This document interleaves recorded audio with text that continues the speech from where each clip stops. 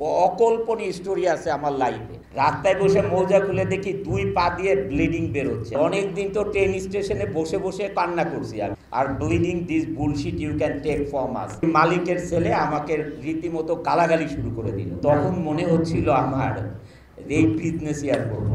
$120 million yearly export হয়। যেহেতু এখানে স্টুডেন্টরা আছেন, ভবিষ্যৎ পরিকল্পনা, বিজনেস ম্যানেজমেন্টে পড়াশোনা করেন, আমি আমার লাইফের ছোট্ট একটা ঘটনা বলি, শুনবেন? ওকে, শুনতে চাইলে বলি, ওইখানে আবার হাসি ঠাট্টা নাই, তো এই জন্য শুনতে চাইলে বলি। আমি বিজনেস শুরু করি হচ্ছে 2001-এ।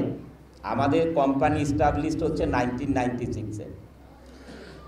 আমি ইংল্যান্ডের এক বায়ার, ওনার নাম কোম্পানি কল হুইসপ্রিং স্মিথ। আপনারা গুগলে গেলেই দেখবেন whispering Smith is quite big company. তা আমি ওদের অফিসে গিয়েছি তখন 2003, মানে বিজনেসের কাজেই গিয়েছি, অ্যাপয়েন্টমেন্ট নিয়ে, স্যাম্পল ট্যাম্পল নিয়ে, বহুত কষ্ট করে 2 ব্যাগ স্যাম্পল, 60 কেজি ওজন, মানে বিশাল কষ্ট। আর অনেক দিন তো ট্রেন স্টেশনে বসে বসে কান্না করছি আমি, অনেক দিন। জীবনে কত কান্না করছি পরে বলি। কারণ ইংল্যান্ড ব্রিটিশ মাইন্ড আমি বুঝলাম না। উঠার জন্যে সিঁড়ি আর নামার জন্য স্কেলেটার, এটা কেন করছে আমি জানি না। মানে আপনার নামাটাতে এমনিতেই ইজি, নামার জন্য স্কেলেটার আছে, উঠার জন্য সিঁড়ি। তা স্যাম্পলের ওজন হচ্ছে 60 কেজি, 2 ব্যাগ। ওই এক ব্যাগ মানে একটা লাগেজ অনেক কষ্ট করে করে উপরে উঠায় রেখে আবার নিচে এসে আবার এরকম উঠাইতাম।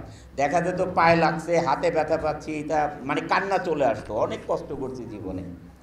তো একটা কষ্টের কথা বলি, এটা যেহেতু আমরা বিজনেস ম্যানেজমেন্টে পড়াশোনা করি, মানুষের যখন ইগোতে লাগে বা ব্রেনটা এফেক্ট হয়, এটাকে কিভাবে ম্যানেজ করতে হয় এই ব্যাপারটা আমি একটু বলি, আমার অভিজ্ঞতাটা। আপনারা হয়তো এর চেয়ে ভালো কিছু বলতে পারবেন। তা আমি ওই বায়ারের অফিসে যখন গেলাম, ওই দিনই আমাদের একটা দুর্ঘটনা।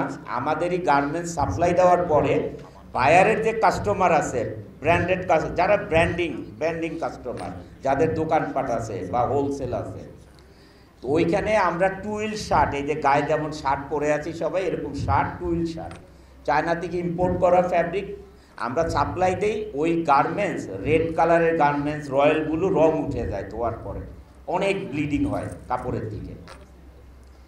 তা আমি গিয়েছি বিজনেস মিটিং করতে, ওই মালিককে ফোন করেছে, what you supply here so much are bleeding this bullshit you can take from us, I don't want to keep this garments in my wire house.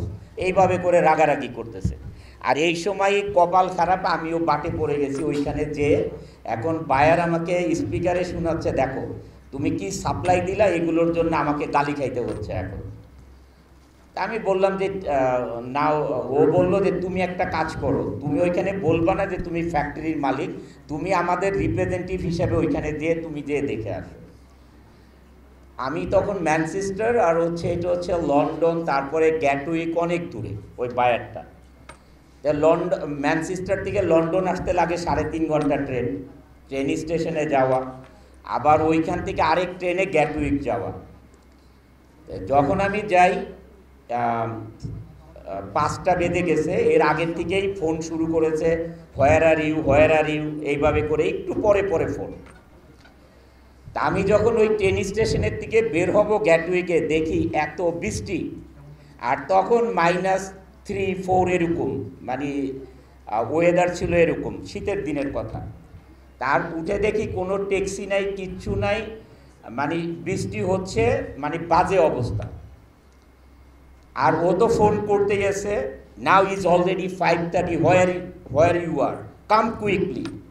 আমি যে কুইকলি কি দিয়ে যাব কিছুই বুঝতেছি না। তা আমার গায়ে হচ্ছে ওভারকোট, হাতে হচ্ছে ব্যাগ, ঠিক আছে। আমি এই বৃষ্টির মধ্যে আর এই ঠান্ডার মধ্যে হাঁটা শুরু করে দিলাম, মানে ওর যে অ্যাড্রেস অনুযায়ী হেঁটে যাচ্ছি। তা কাউকে যে জিজ্ঞেস করবো যে অ্যাড্রেসটা কোথায়, এই ব্যবস্থাও নাই। সবাই আমরা জানি যে বিদেশে মানুষ গাড়ি দিয়েই চলে, আর আমি কোথায় জিজ্ঞেস করবো, এই বৃষ্টির মধ্যে তো রাস্তায়ও কেউ নাই। একটা বার দেখলাম খোলা, ওইখানে ঢুকলাম, আর আমার গা দিয়ে তো পানি পড়তেছে, আর 3-4 ডিগ্রি, আর এরকম শীত, মানে বৃষ্টির মধ্যে আমি হাঁটতেছি। আর বিদেশে শীতের দিনে আমরা সবাই জানি বাতাস বেশি থাকে, এটা আমরা সবাই জানি, যারা বিদেশে গিয়েছি সবাই জানি। তা আমার অবস্থাটা কি একবার উপলব্ধি করা যায় যে আমার গায়ে মানে মানে এরকম ওয়েদার, তারপরে আমি বৃষ্টির মধ্যে হাঁটছি। আমি একটা বারের ওই জাস্ট ওই গেটে যেয়ে আমি জিজ্ঞেস করলাম, তখন আমাকে দেখে ওরা অবাক হয়ে গেল, এই কী অবস্থা। তো যাই হোক, ভালো মানুষ তো সব জায়গায় আছে। তো বললো, you can go straight, you can find traffic light, then go left, after that you can go straight again, you can see another traffic light, this is call industrial zone. আমি কই খাইছে এখন। আমি হাঁটতেছি আর ট্রাফিক লাইট দেখি না। যাই হোক, হাঁটতে হাঁটতে মনে হয় যে 20 মিনিটের মতন হাঁটার পরে আমি যে হাঁটতেছি, আমি যে মানুষ, আমার শরীরে যে বোধ আছে, এটি আমি বুঝতেছি না। আর আমি যাই হোক ট্রাফিক লাইট পেলাম, এই সেই যেতে যেতে আমার 6:20 বেজে গেছে।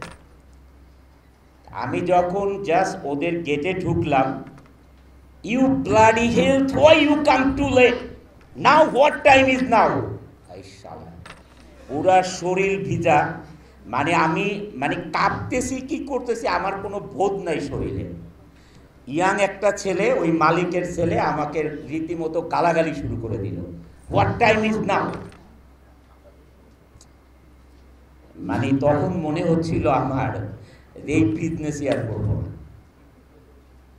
মানে এরকম একটা মানে হঠাৎ মানুষের ব্রেনে এফেক্ট হয় না, যে আমার শরীরের এই অবস্থা, মানে এখন আমাকে গালাগালি শুরু করে দিয়েছে।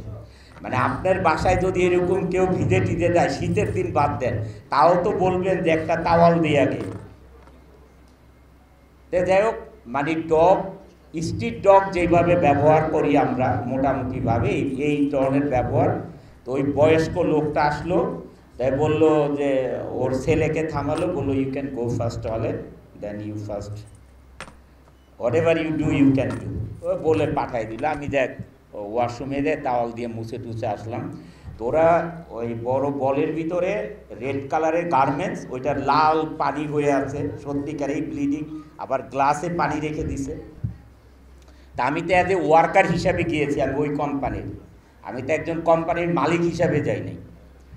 তো ওরা যেটা বলার বললো, আমি বললাম yeah you are right, this garments was bleeding, so I will talk to my owner, so we can take next step, so you don't want to need to pay this garments. আমি ওরে বলে টলে বললাম পেমেন্টও করার দরকার নেই, কিছু করার দরকার নেই, আমি আমার ওনারের সাথে কথা বলতেছি।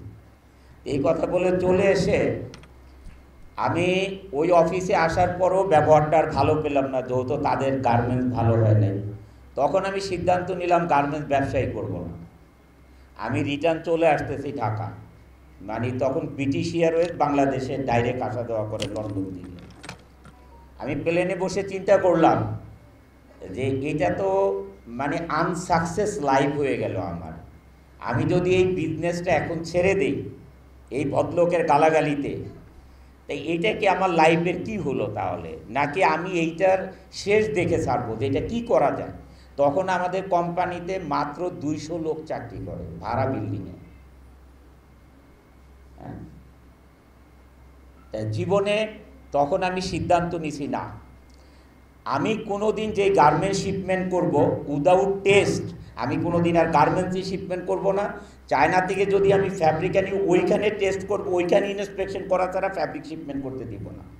যাই হোক, আলহামদুলিল্লাহ আমি তারপরে এই প্রতিজ্ঞাবদ্ধ। আমি 64 বিঘার উপরে এখন কোম্পানি, 12,000 লোক কাজ করে, $120 মিলিয়ন ইয়ারলি এক্সপোর্ট হয়। এই জন্যে আমাদেরকে এটা চিন্তা করতে হবে। বর্ষা একটা কথা বলে গেছে, আমি শুনছি, যে আমরা যে সময় অপচয় করি, আমরা স্টুডেন্ট লাইফে সময় অপচয় যতটুকু করি, আমরা সাথে সাথে কাজ শেখারও চেষ্টা করি। আমরা বিদেশে এই সুবিধাটা আছে যে পড়াশোনা অবস্থায় স্টুডেন্টদের চাকরি হয়ে যায়, আর আমাদের দেশে পড়াশোনার পরে হচ্ছে আমরা চাকরি খুঁজি। তা যাই হোক, এখন সবাই আমরা গুগল ইউজ করি, সারা পৃথিবী আমাদের হাতের মুঠোয়। স্টুডেন্টদের আমল থেকেই যদি আমরা কিছু না কিছু করার চেষ্টা করি, তাহলে আমাদের জীবনটা ভালো অবস্থায় যাবে। প্যারিসে তো একবার আমি মানে প্রথমে জুতা খুলছি, মানে 2 ব্যাগ রাস্তা দিয়ে হাঁটতে হাঁটতে, আর হাঁটতেও পারি না, দেখি পা চলতেছে, পরে জুতা খুলছি, জুতা খুলে আবার লাগেজে ঢুকাইছি, পরে দেখি মৌজা ভিজা ভিজা লাগে কেন, রাস্তায় বসে মৌজা খুলে দেখি 2 পা দিয়ে ব্লিডিং বের হচ্ছে, মানে হাঁটতে হাঁটতে। জীবনের অনেক স্টোরি আছে, অনেক অনেক অকল্পনীয় স্টোরি আছে আমার লাইফে, এগুলো দিয়েই বড় বড় সিনেমা হয়ে যায়।